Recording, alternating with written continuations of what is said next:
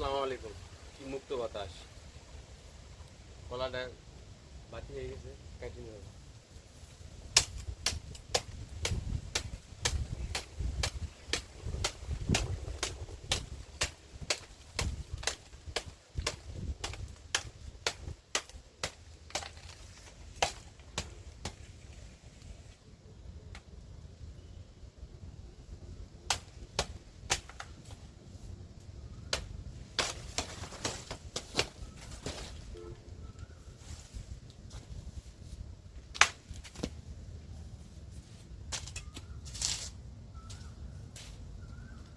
আলহামদুলিল্লাহ, সবরি কলা কষ্টের ফলে একটু বেশি মিষ্টি হয়।